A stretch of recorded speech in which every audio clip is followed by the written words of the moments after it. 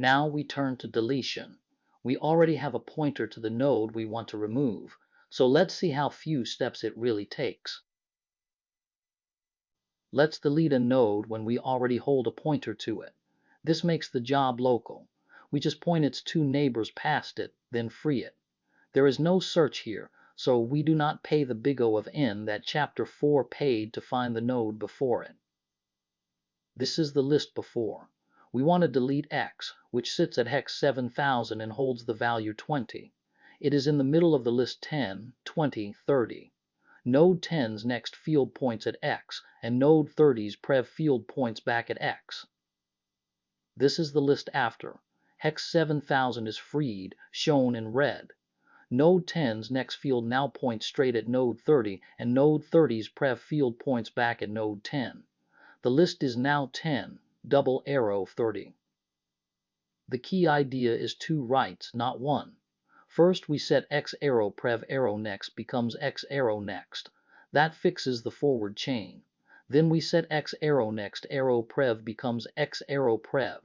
That fixes the backward chain. Watch out for one trap. You may fix only the forward side and think the node is gone.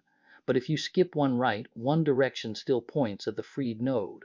The forward walk looks fine, yet the backward walk steps into freed memory. Always write both sides. Now let's do the delete one step at a time. The red node is the victim. We always relink before we free, so we never read a freed node. We advance with the arrow key. This is the list before. X sits at hex 7000 and holds the value 20. It is in the middle of the list 10, 20, 30. Step 1. We run x arrow prev arrow next becomes x arrow next. So node 10's next field jumps from hex 7000 to hex 4200. The dashed line is the link we just abandoned. Step 2 plus free. We run x arrow next arrow prev becomes x arrow prev.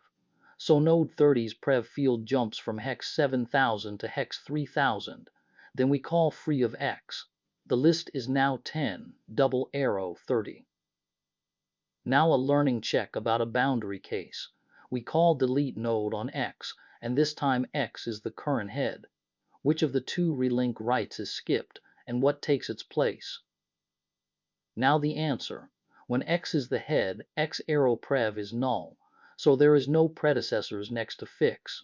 Instead, we said head becomes x arrow next, which moves the head forward. The second write still runs as normal, unless x is also the tail. This is the delete written in C. First, we check the two neighbors. If x arrow prev is not null, we have a node before x, so we set x arrow prev arrow next becomes x arrow next. The predecessor now skips x. Otherwise, x was the head, so we move the head forward instead. Next, if x arrow next is not null, we have a node after x, so we set x arrow next arrow prev becomes x arrow prev.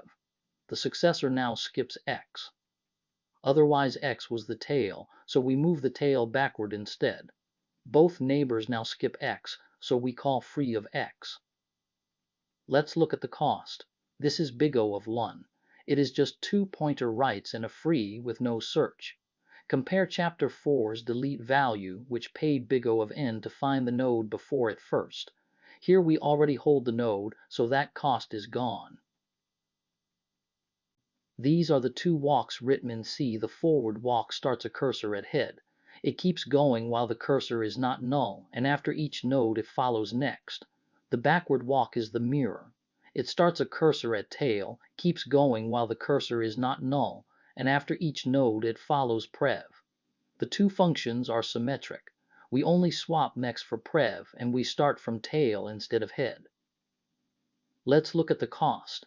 Both directions are big O of n time because we touch each node once.